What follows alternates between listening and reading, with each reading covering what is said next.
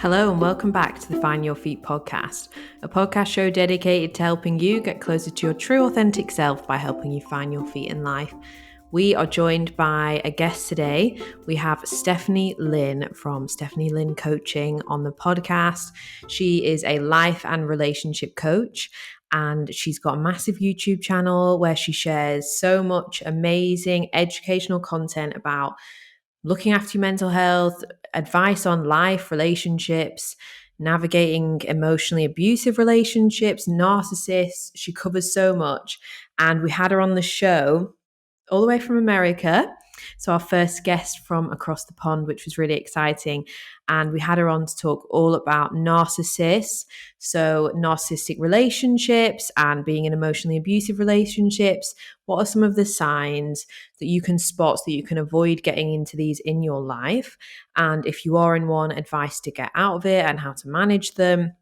And just general chat about relationships and the ups and downs of emotionally abusive ones and how to recover from them and manage them and heal yourself and work on yourself. So it's a really amazing conversation, really practical, with a lot of really good advice from Stephanie. But before we get into the conversation, we just got a quick word from our sponsor, the people that make this podcast possible, BetterHelp.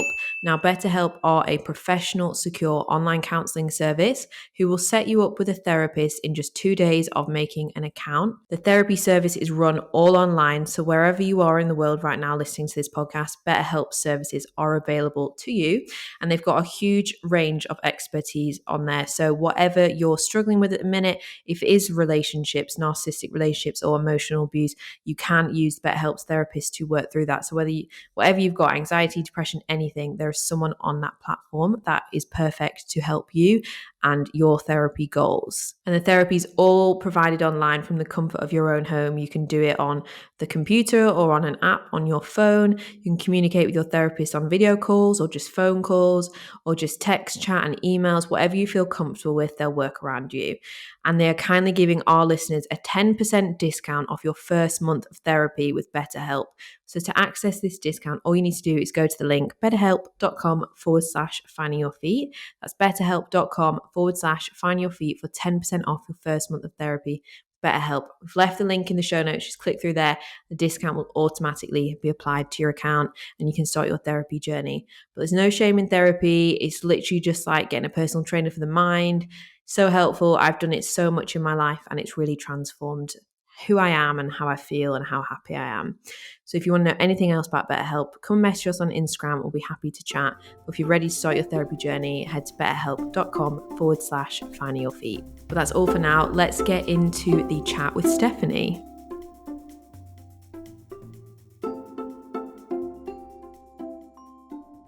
Okay, so just like to welcome Stephanie on the show today. Thank you for joining us. Thank you. I'm so excited to be here. Yeah, we're really happy to have you on. I discovered your YouTube channel actually because your content specifically on Narcissist really helped someone close to me in my life, like understand that they were in that kind of relationship and be able to navigate their way out of it. So yeah, that's how I actually discovered you. But obviously you're a life coach, relationship coach, and you've got a massive YouTube channel. You put out so much really educational content. So I'm really excited to have a conversation with you today and specifically about narcissists. But just so that I can get to know you a little bit better and the listeners. So how did you end up becoming a life coach, and how did you end up putting all your content out online, and where you do cover such a diverse range of content across mental health, but you are quite specific as well with your content on narcissists compared to what a lot of people can put out content specifically on mental health, but you've got really thorough content about emotionally abusive relationships and stuff like that, which is how I found you. But how did you decide to go down that route of that kind of content about narcissists? And because it's quite specific and you know it in such great detail and you explain it all so well. I think I've had a lot of life experience. People ask me all the time, did you go to school for this? Did you major in psychology? Are you a therapist? And I'm not. I've had a lot of life experience dealing with a lot of toxic people, which I think honestly most people have. If you're a human being, you've engaged with some kind of person that had either personality disorder or mental illness themselves. And so I started coaching. I actually did life coaching years ago, over 10 years ago, when I was transitioning from a corporate job to trying to figure out what I was going to be when I grew up. When I turned 30, I think I hit like that kind of midlife crisis of, I don't want to do a corporate job. I need to feel fulfilled. I want to help people. I don't know what that's going to look like. So I hired my first coach there. I then hired her again after I got divorced because, and if you've ever watched any of my videos, I talk about what exactly happened during the course of my marriage and my divorce. But I just needed help to figure out what happened because the way the relationship had ended was so erratic and it was just weird. It's not like a typical divorce. Actually, it is typical, unfortunately. But so once I started kind of diving into that, and I think I was seeking answers, I was trying to understand this person amongst a multitude of people in my life and trying to figure out pieces and what went wrong. And I think it was just kind of like one thing after another. I found out I was highly sensitive. I found out I was a little codependent. I went to therapy. I dug into mom and dad and why am I the way I am? And why do I feel like this? And why did I attract this really toxic person into my life? And learning about narcissism, diving into emotional abuse. And I think it kind of dawned on me that I was like, wow, most people don't know this information. And this is like really vital besides going to university and getting a degree. Like that stuff's great, but we should know this material just to be able to feel good about ourselves. And mental illness is such an important thing in this day and age, in the world we live in with all the pressures that we have. And so I think it kind of just dove me to want to help people. And I actually remember I was working with a woman once. I went back to my corporate job. And I was working with a woman once and she looked at me and she said, you would be a great therapist. And I said, no, I can't listen. I'm too highly sensitive. I can't listen to depressed people. I think it would really affect me. And I was in court one day with my ex-husband. And I remember sitting near a woman who was getting divorced and she was a mess. And I remember her saying, no, he promised we're going to work together and, this is going to be fine. And I could just tell she was just in that like vulnerable like moment. And something came over me and I sat near her and I just had a chat with her. And she went in the courtroom and I was there as well waiting. And I remember she got divorced in front of me. And after she got divorced, she turned around, left the courtroom and she found me and she looked at me and she said, thank you. She like whispered, thank you to me. And again, my attorney is sitting right near me and she's like, you would be a great divorce coach. And I was like, no, I don't want to sit in a courtroom all day long. But I said, I really could help women navigate these waters. So it actually started with learning how to maybe coach people going through like a breakup or divorce. And then I think it just has evolved into a multitude of things about like learning about narcissism, emotional abuse, getting through a divorce, getting through a bad breakup, learning about our past and trying to heal from it. And like going forward, I never wanted to just talk about one thing and just be that educational coach. I wanted to like empower ourselves to like move on from these experiences and like create a great life and like what that means. So here I am. Amazing. I love how like your content is just so helpful. Like for anyone that can stumble upon it can really just fully understand everything. Like you explain emotional abuse and all things like that in such a clear way. And like you said, like not enough people know about this. And I'm 25, so a lot of like my friends that are a similar age to me, I see them getting into potentially emotionally abusive relationships, dating like potential narcissists, and like there's red flags that come up, but because we're not educated on all this stuff, we don't really know to be like, oh, okay, that's a big early warning sign for something that's going to end very, very badly, and to turn away from it. And then when you are in it, you there's so much manipulation going on. You can't even really understand yourself what's going on. So I'm really excited to talk to you today, like specifically about narcissists and emotionally abusive relationships, just because people do need to be educated on it, just have a sense of awareness on it. So that, if they're in one, they can be aware and move out of it. Or if they're not, and maybe they're single, and it's just something that they can be aware of, so that, because there's a lot of those kind of people out there, and you can fall like into relationships with them quite easily if you are unaware. And obviously like things from your past as well, being unaware of like maybe things from your childhood that draw you into these people, like awareness is key. So 100%. And I think we don't know oftentimes, mom and dad try their best, but I think as you grow up, you realize they're just human, and they make mistakes and they're not perfect. And they have stuff. And Yeah. unfortunately, we don't learn what is a healthy relationship supposed to look like. And so even if you educate yourself on like, okay, these are the signs of emotional abuse, this is what manipulation looks like, this is what gaslighting looks like, which is huge, don't get me wrong. A big, huge part is going to be when you have that knowledge, what do you do with it? Because you could Mm. clearly still be able to see the red flag and still want to go to that person. So like that's the stuff that you really have to work on within yourself to say, no, I deserve better than that. Yeah. And I think that's where people kind of stop, is like they know they shouldn't be, but yet they keep doing it. Yeah. So just to start off, what actually is a narcissist? So for anyone that's listening right now that has never heard of this term, like what just in simple terms, like what is a narcissist?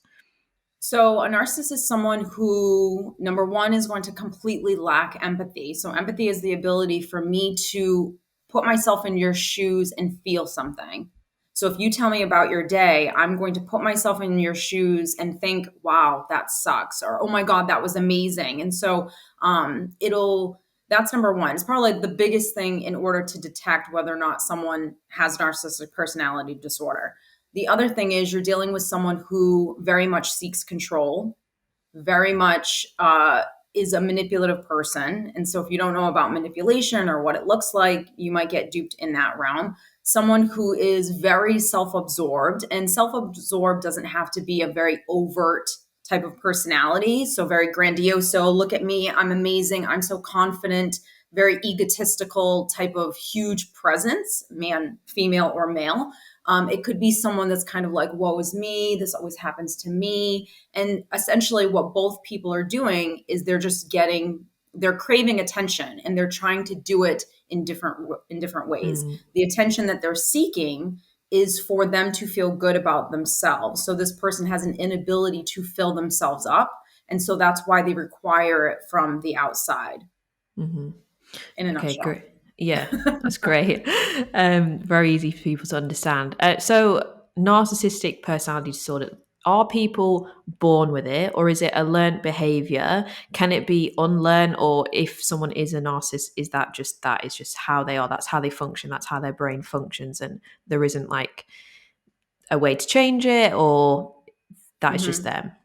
So it is something, you're not born with narcissistic personality disorder. They are saying that, or there's studies showing now that same kind of thing with like even like codependency or like anxiety. There are things within DNA which could lead us to be an alcoholic, so to speak, or have Mm. anxiety. So if dad and mom are really anxious people, the chances of you having anxiety are probably really high. Does that mean you have to have it? No. So kind of the same thing with narcissism. But it is a learned behavior. So either you had both parents who were narcissistic as well, or you had, for example, mom was narcissistic, dad was codependent. You could have a multitude of children in the family. Not every single child is going to have NPD. The child that ends up having it is the child that really gravitated towards mom for whatever reason and picked up those traits along the way, which means that child saw the parent doing things, saying things, and they equated, well, when she did this, this happened. She got what she wanted. So they learned these behaviors through observing, but they also learned these behaviors through either one of two ways. Either they were completely neglected or they were overindulged. So if you have extreme versions of either, it could cause the child to start forming narcissistic personality disorder, because again, the child's craving love and attention. When you think about child development, there are like a lot of basic things that children are supposed to get. They're supposed to get validation, they're supposed to get unconditional love, physical touch, I see you, how do you feel, what do you need? And so if the child doesn't get that, they're going to not have a good connection with themselves. Meaning they're not going to know who they are, what they need, because that skill was never fostered. So they can go in a realm of having NPD. The fascinating thing that I always, with psychology and child development, that it ponders me, is how can two kids live in the same household with the same experiences, and one goes in one direction and the other goes in the other. And I think Mm. that's just the personality or the soul of the child and what that journey was supposed to be for them. Mm-hmm. It is Interesting. not something that you can unlearn, because what happens is, and there are people that will tell you, I'm a narcissist, like I've been diagnosed with NPD. There are people that can acknowledge it. There are people that will never acknowledge it at all. It is extremely hard to undo because, think about it. If you come to coach with me and you say, okay, look, I have a daddy issue, I have an abandonment issue, this happened to me in childhood, I was neglected, and you can go on and on and on.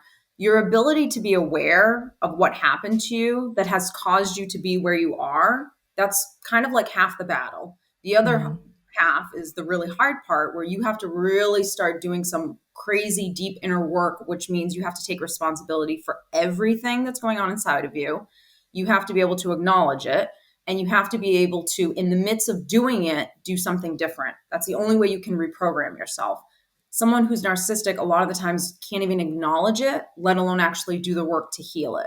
So the likelihood of anyone overcoming it, because it is a personality disorder now, is very, very high. It's almost it's just impossible. Yeah. Okay.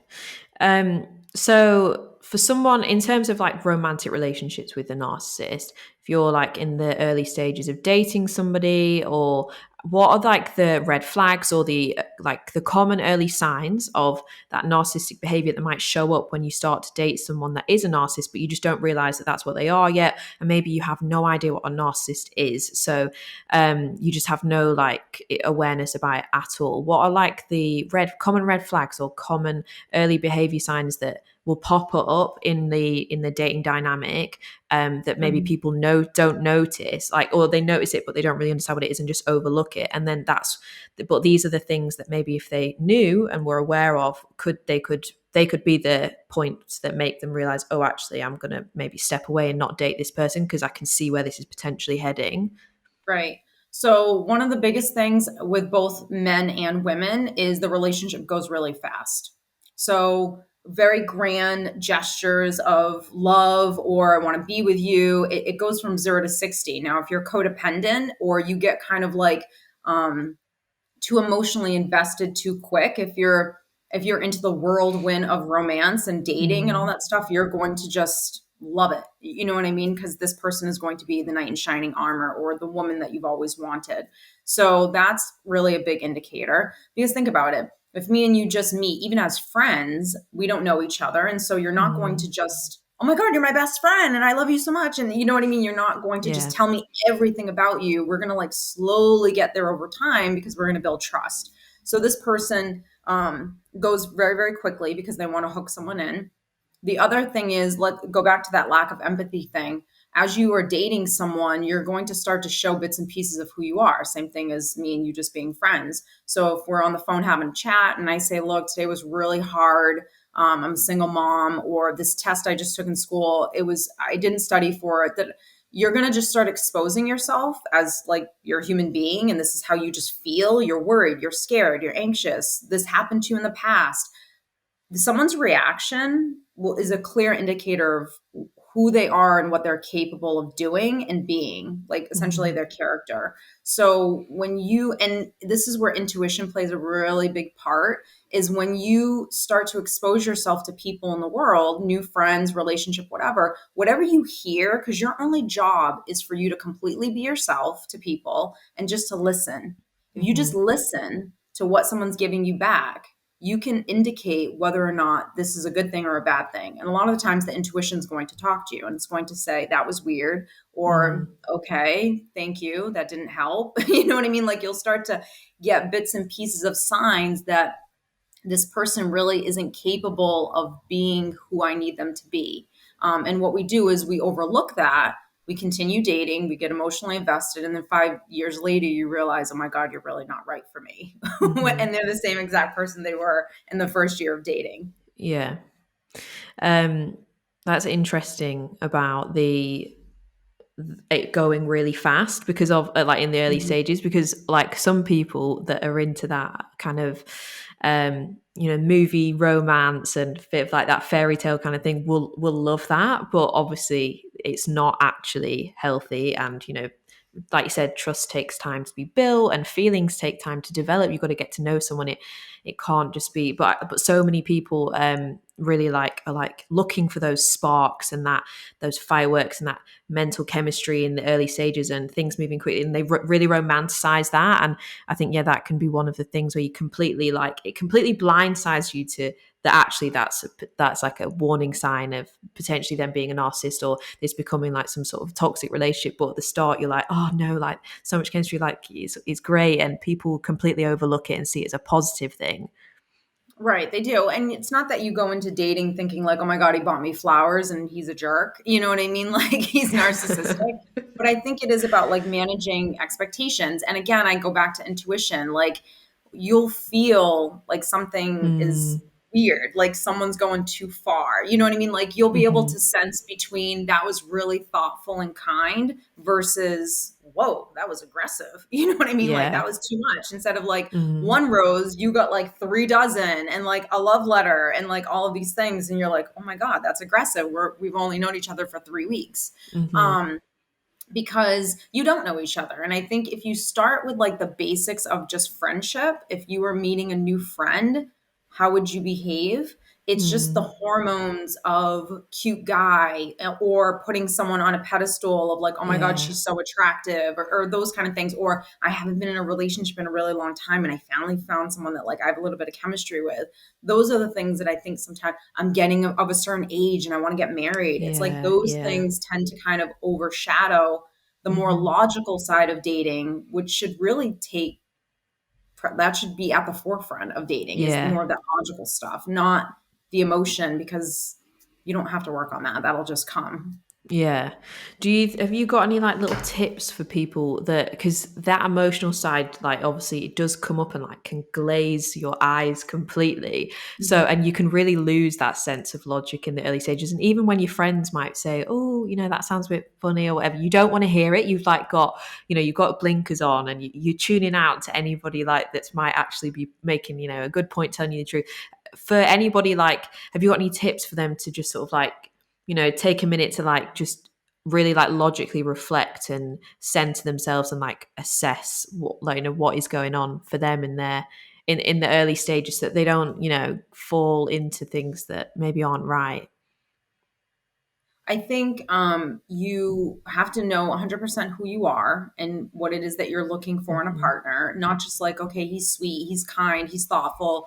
That's perfectly fine. Those words are important, but what do they actually mean? So if you were to tell me, like, I want a guy who's really sweet, I would want you to define what that means, because what it means for you is going to be different for me. So what I think is sweet, you Hmm. may look at it and be like, that's not something that I care about, So knowing what it is that you're looking for is really huge. It's essentially not to unromanticize dating, but it is a goal. You're trying to find someone. That's the goal.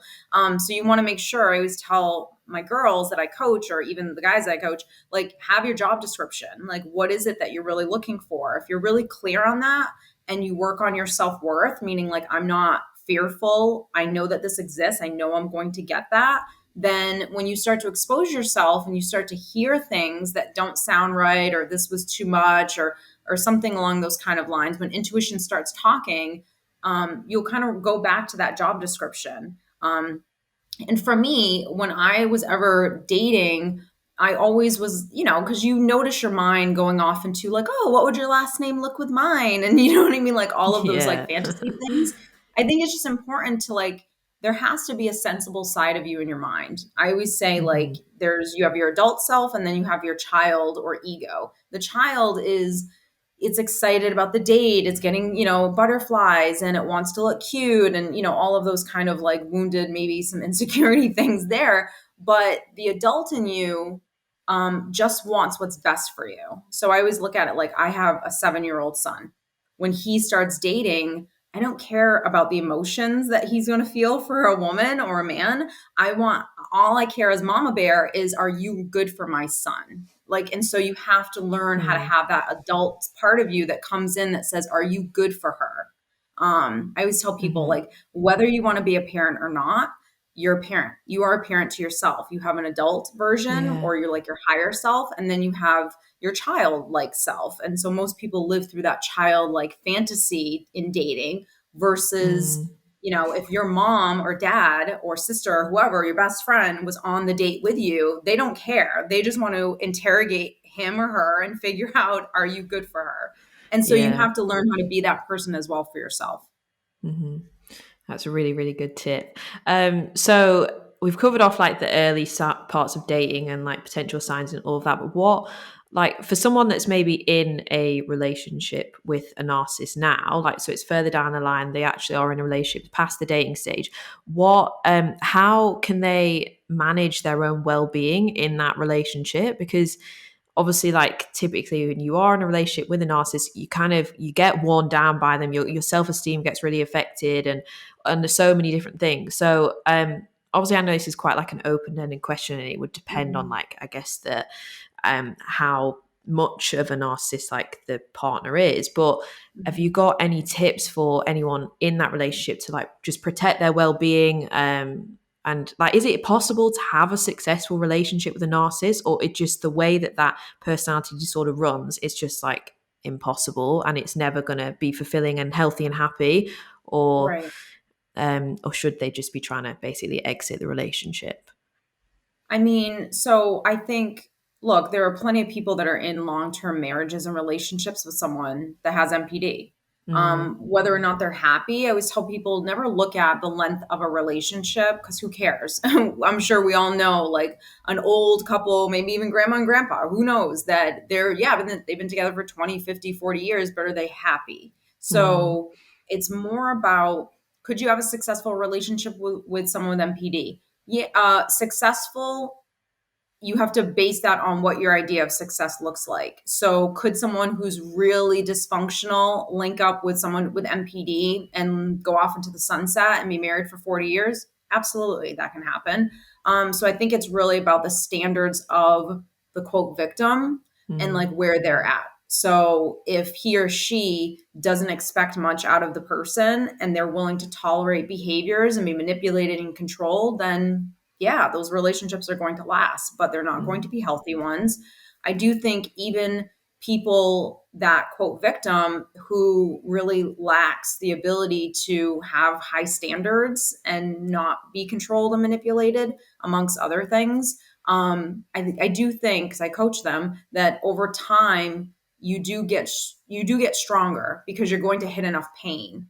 So those weaker people, so to speak, I mm. put that in quotes, they're going to get fed up at a certain point in their life and start demanding more from this person. And that's usually when the relationship will dissolve. That's always going to happen because you're you're dealing with an abuser. And so there's Mm, only so much that anyone can take before they say enough is enough. And mhm, and they need something to either change or they just leave the relationship themselves to get away from this person. If you are in a relationship with one and you're trying to learn how to deal with them, I think you always need to know what their I call it what's their drink of choice. So with emotional abuse, there's so many different tactics that you can use: passive aggressive, gaslighting, silent treatment.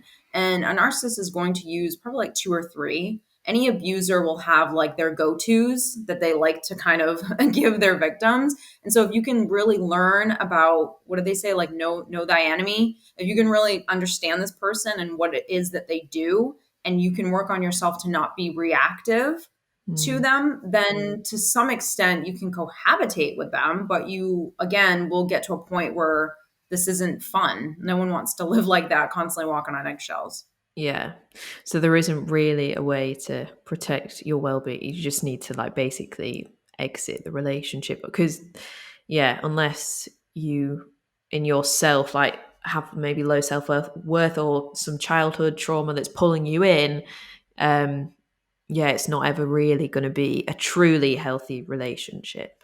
No, and I think if you don't know where your kind of like childhood wounds are or whatever and why you were Mm, even attracted to this person, and like I said, yeah, you can live 40 years with them and never and be, I guess, perfectly fine because you don't know any different. But if you start to hit enough pain with this person, and you will, because this person is not going, think of an abuser. Abuser is like a bully. If it's it's going to try to hurt you in some way. And over time, the more you take it, I'm going to hurt you even more. I'm going to hurt you even more. So the more abuse you keep taking over the years, it's going to get worse and worse. So if there's only so much a person can take, and so at some point that victim will wake up and say, I can't do this anymore. So you can cohabitate, meaning like I can deal with mom and dad for an hour on Sunday and mom's narcissistic. You can do that. But to live and to spend day to day and raise children and manage life together as a romantic partner, that's very, very hard to do.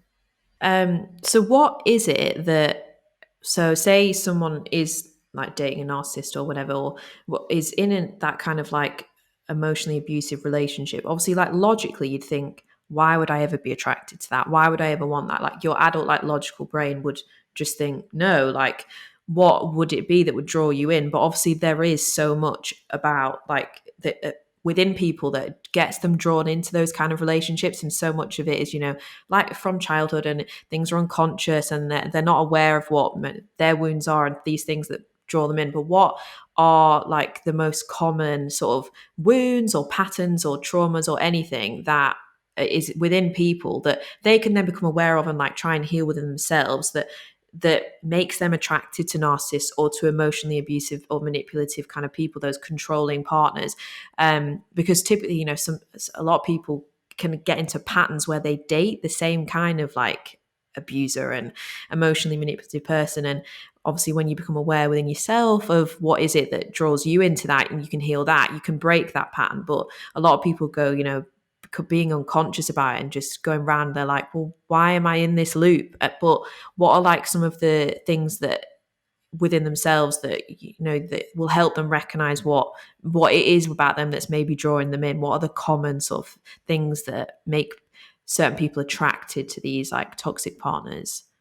I think the fantasy, you know, I think you're the prince, you're the knight, you're the queen, you're gonna save me, you're gonna love me. I think I've, you know, the unhealed wound really is I'm not enough. So and most people have I'm not enough wound and abandonment. If those are like your two biggies, then you're going to probably end up being a little codependent, which means it's all about you. It's not about me. And I'm not even attached to myself. I don't really even know what I think and how I feel. Now, a narcissist is the same kind of mindset as a codependent. The only difference is the codependent still has some inkling of connection to themselves, whereas a narcissist absolutely does not.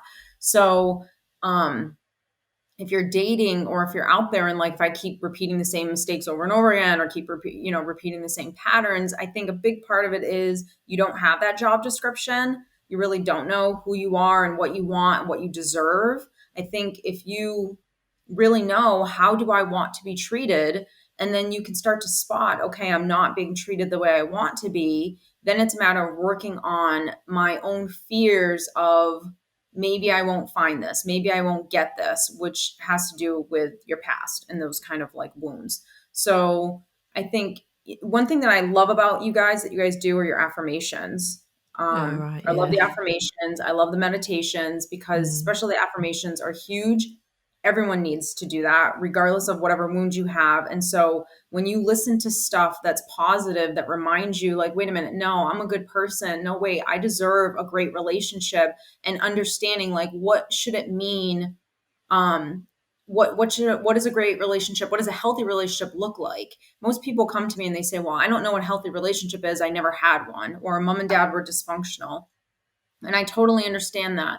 But even as a young child, or even like those teenage years, you probably, if you can stop for a minute and think about certain times where you were talking to mom or talking to dad, you know what you would have liked to have gotten out of that situation. You know what I mean? Even now as an adult, you can look back and think like, okay, well, mom was this and dad's this, and no parent's perfect. Believe me. I wish there was a manual, and we can't give our children everything because, again, we have our own stuff we're working on. But I think for the most part, if you can look at mom and dad, you could probably say, I wish mom was more like this, or I wish dad had been more like that. And so when I spoke to dad about how I was feeling, he did this, but what I wanted him to do was this. Like, that's your connection to yourself. That's your intuition. So the same thing goes for a relationship. When I told the guy Joe I'm dating that I'm really nervous about doing this. How did he show up? What would I have Mm-hmm. liked him to do? So, and what I would have liked him to do is the job description. So if I know that, and I'm listening to affirmations, which means I'm constantly feeding my mind and reprogramming that tape that says, Joe's good enough, whatever. Like, I don't know, maybe that guy that I really want doesn't exist. Maybe I'm asking for too much because that's what my mom tells me I'm doing. I'm being too high maintenance, or my standards are too high, or that doesn't, whatever. When you work on all these like mini categories of life, then they all start to come together, and all of a sudden you're like, wow, I don't like you. Or you can spot things very easily. And when you spot them, you don't fear saying goodbye. I'm okay with Yeah. being single. I'd rather be single than waste my time here, because you're actually taking up space where I could be meeting the right person. Um, Mm-hmm. so it's such like a multitude of these little things that you do within self-development that help you to have healthy relationships and be healthy yourself. Yeah. Yeah. I about the affirmations, like they are literally so powerful. Like they've been a huge part of my personal development journey with getting over that like not enough story that, like you said, so many Mhm. people have, and they're so simple and such simple exercise to implement into your life, and they're really really powerful. So I like that see how important they are as well, and obviously like Mhm. I um tell everyone, I yeah. mean, videos on my podcast, my clients, I'm like, you guys, it's literally the one thing, because most people don't like to do the hard work, right? Mm, So the hard work is during the day when you're awake, to be super mindful, and to like not only be mindful, but then to catch the old pattern or old thought or whatever and do something different. Like that's the hard work.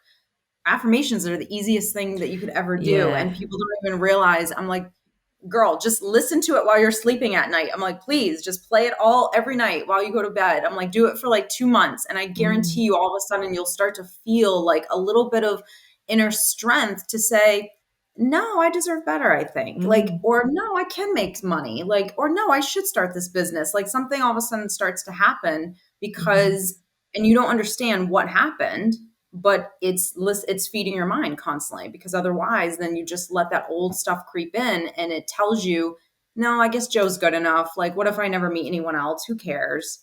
Yeah. It's a huge part. So I'm so glad you guys do that. Yeah, yeah, you're literally feeding your mind with new positive belief systems, and like you said, the affirmations, you can make them really fun. Like you obviously listen to them, or you can put little post-it notes around your house. Like there's I used ways to to do that. make Yeah. them fun. So yeah, yeah, I love that you said that. But you mentioned about like people that are codependent, and that sort of like people that have codependency and narcissists, and I hear a lot about like um empaths and like highly sensitive people and being drawn into narcissists, and narcissists being drawn into those like empath kind of people. Do you like, and they create such like quite a magnetic connection, but it's toxic, it's not healthy. What is it Mhm. about those like like highly sensitive people, empaths, and maybe someone who's got a little bit of codependency, those kind of people, that are like, what is it that the narcissist and the empaths feed off each other with, that make them Mhm. get stuck in that, like they get drawn into each other, but they're so not good for each other, but they're always like attracted to each other. So what is it about them that feeds the other, that creating that like magnetic So draw? the narcissist, I mean, look, if I'm a narcissist, then I want someone to solely be about me, essentially. Like, do whatever, give me whatever. Don't just give me, give me, give me, give me. Right? Mm, That's a narcissist. An empath, not necessarily empath or highly sensitive, but really like just a codependent. A codependent is give, give, give, give. So I learned as a codependent that if I give, I'm trying to give to like get something. I'm trying to like get love. I'm trying to get validation. So if I give you everything, if I'm like the best daughter, the best friend, the best lover, whatever, then you'll love me. Like, why would you leave me? Like, I'm doing everything for you. So a mm, codependent, when they think of love, they think of let me give, which is a beautiful thing. And it is a huge part about connection and relationship and love, but you have to be filled up first. So filled mm, up, then I give. Because if I give and I'm on empty, I'm giving for the wrong reasons. Now, there are going to be times that you will give when you're on empty because that's called life. Mm-hmm.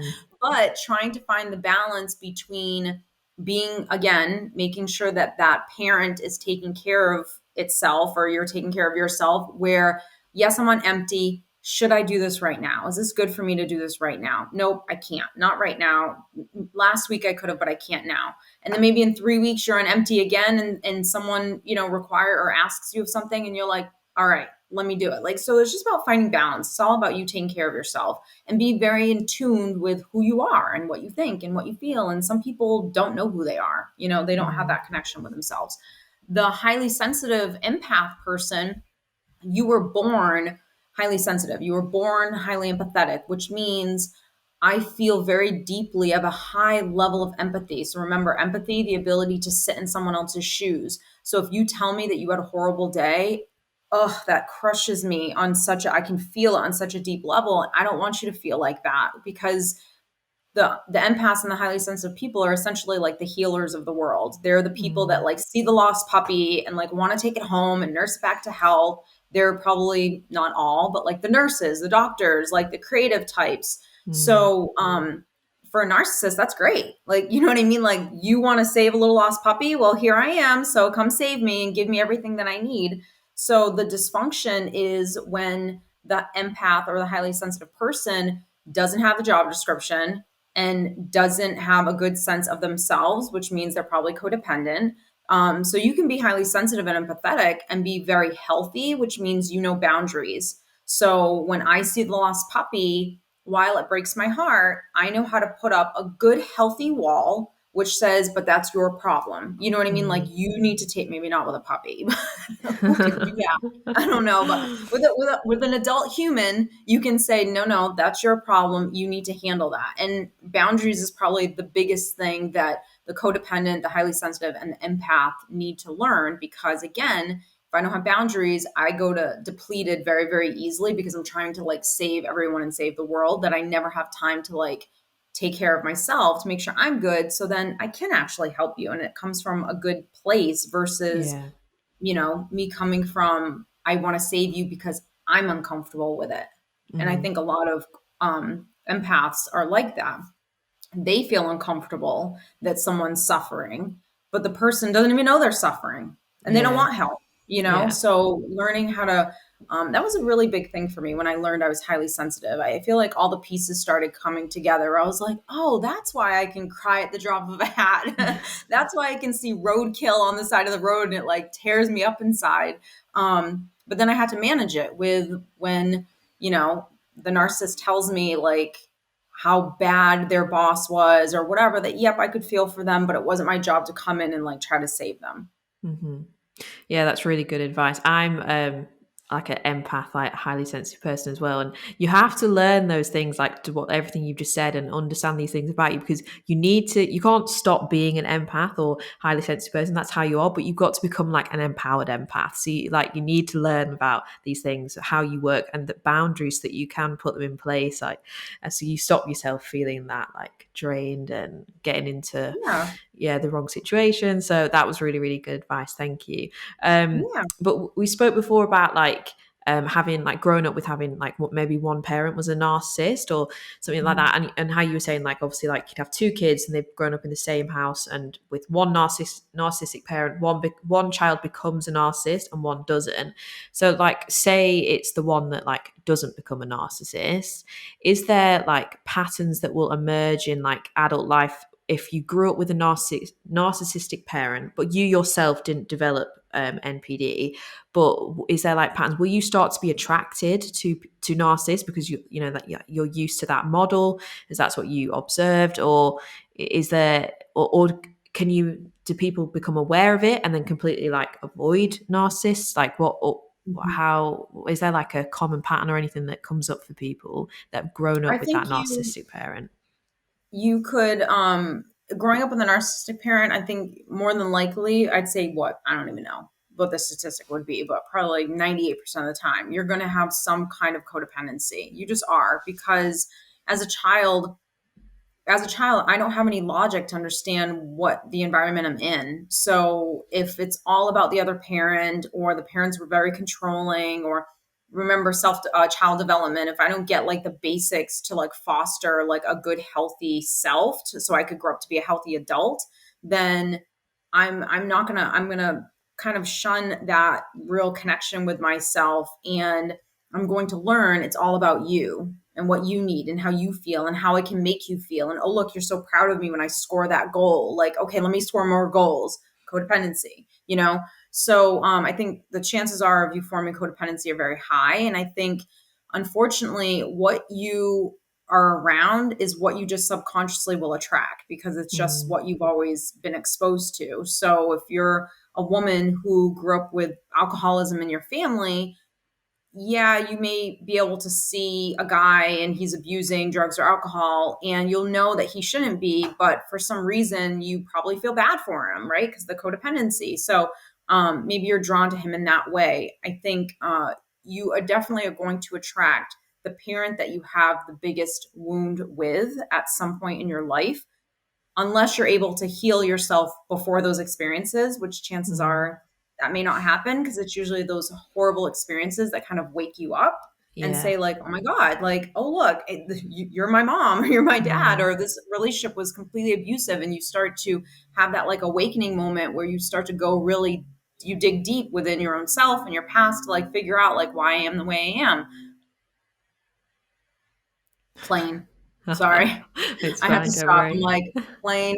Um, I don't want you to hear that.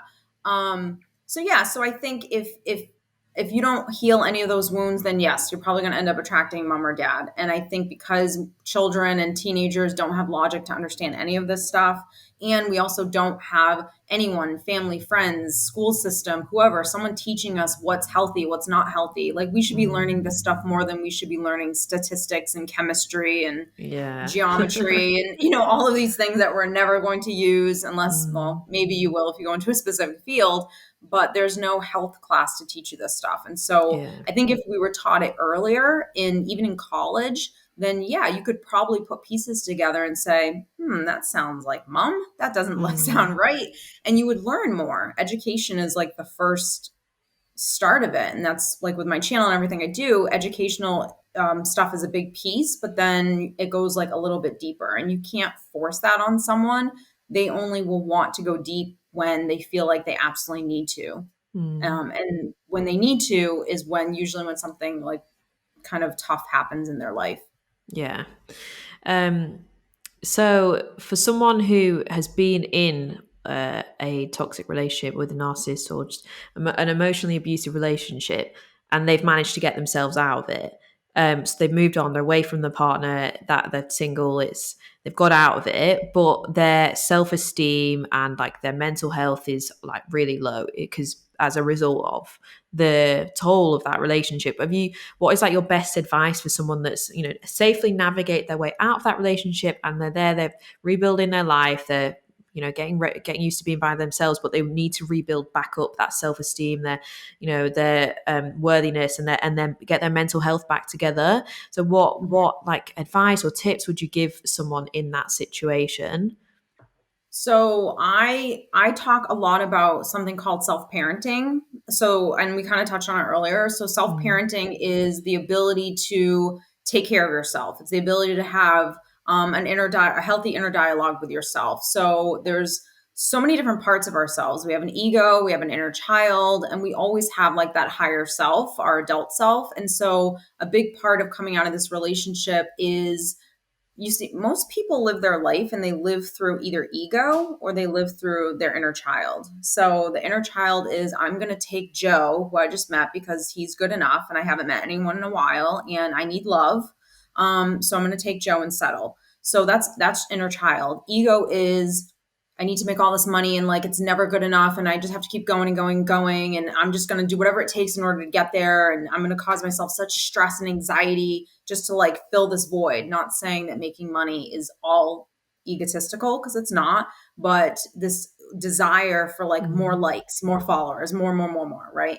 So most people live from those two places. Very few live from 90, 100% pure, their adult higher self. Because that means they would have to be super hyper aware of themselves a lot of the times, right? And have worked on themselves. But I think if you're coming out of these relationships, affirmations are like the simplest thing you can do that will really help your self-esteem. Do them consistently, 2 months, not even 30 days, and like you'll start to feel a difference. 100%.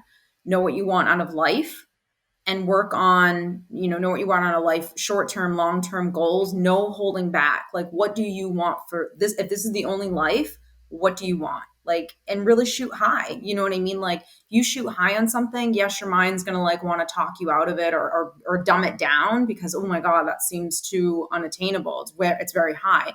But, and a huge thing that I teach my clients is learning how to like have those high goals and just understand how to break something down very simplistically so you can achieve that one to go to the next one, to go to the next one, and then you make $1 million in a year. You know what I mean?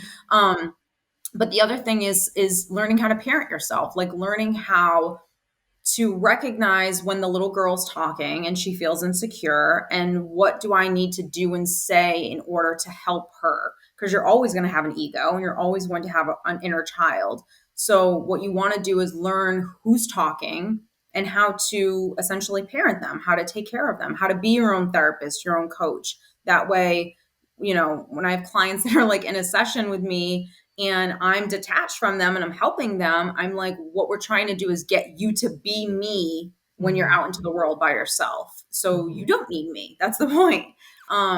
So if you can learn how to parent yourself, and I go into that on my website, on the YouTube channel, everything. So all that kind of stuff is there. But I think and that essentially is mental health because we have so many thoughts and they're coming from all these different places and they just take over and they lead us into directions that we don't want to go into. So it's the inner child, that little girl that didn't feel good enough, that is letting Joe stay in her life. It's not your higher self, because your higher adult self that knows best would tell Joe, I won't say it, but you tell Joe where to go. Yeah. So yeah, those are probably, and it's not hard work. It's just, you have to be consistent. It's not hard work because you're trying to be that adult self, which is like just you being a best friend to like your girlfriend or your best or your sister. It's just you learning how to be a good person to yourself and expecting the best. The same thing like for my son, I want the best for him. So emotion is sometimes off my radar. Logically, I just want to make sure, are you good for him? Is this situation good for him? Like, that's all I care about. So learning how to just be that for yourself, that's it really. Yeah. No, that's really good advice. And I think sometimes people, like when they come out of things like that and their self-esteem's on the floor and they feel like it's going to be really hard to get it back and it's going to take so long, or they might not get back to feeling good again. But you gave so much really good advice there. And like, that's what I love about your content is it's clear, it's to the point, this is what you do. And you make people feel like calm because it's like, oh, this is so manageable. I can do this. Like, so. Oh, because I never wanted it to be even like, I remember like when I was going through my stuff and I was like listening to podcasts or watching videos or whatever, I dove into YouTube. I was like, YouTube was free therapy. So like even in my videos, I don't hold back. I'm just like, listen every day. And I did. I was consumed with not just like, is he a narcissist? Is this an art? Like, it wasn't even just about that. The educational piece was fine, but like you can learn 1 + 1 = 2. Like, that's not hard. But when I understand these concepts, okay, this is what manipulation looks like. When I'm being manipulated, what do I do? That's very different than just understanding information. So I just remember listening to things and being like, why is this so complex? This does not have to be hard. Like, you know what I mean? Like, I would watch like a 30-minute video and I'm like, you could have summed that up in 5 minutes. Yeah. And I, probably because of my ADD, I'm just like, come on, get to the point. I gotta move on. So I just always try to like get to the point and give people like how to actually take care of yourself, the whole self-love thing and all these like terms. Like, I just remember being like, well, what does that mean though? Like, what do you mean by that? Like, what do I do? What are the like, my analytical brain would go, what's step 1 and 2 and 3? So I just wanted to like lay that out for people because people really want those clear lines of like, how do I do this? Yeah. Yeah. And you do that so well. So I love that about your Thank you. content. But today's been amazing. It's been such a great chat. It's been super insightful, and I think it's going to help so many people gain awareness about, abusive relationships or narcissists, and just how to manage them and take better care of themselves. So everyone is gonna come and follow you now, and like look at your YouTube, and maybe work with you. So where can people find you, and like what services do you offer that they can get involved with, and how can they jump into your world a So bit you more can after this check episode? me out on YouTube. It's Stephanie Lyn, Lyn Coaching. And then my website is stephanielynlifecoaching.com. I do private coaching, individual sessions. I sell programs on different topics from emotional abuse to narcissism. I'm actually creating a course right now on self-parenting, which I'm so excited about because I feel like people really need to know that Yeah. information. It's essentially mental health right there, Hmm. and how to be emotionally healthy and mentally healthy. So that's great stuff. We got the podcast, Heal, Survive, Thrive. I don't know anymore. I'm losing track on everything. We're just trying to get as much information out there as we can to like help as many people. So I love Yeah. what I do. So Yeah, yeah. Well, we'll link all the everything, all your YouTube, Instagram, everything, your websites in the show notes that people can go through and follow you. thank But you, ladies. yeah, it's been amazing to chat. So thank you so much for coming on and sharing all your knowledge with us. It's been great. Thank you.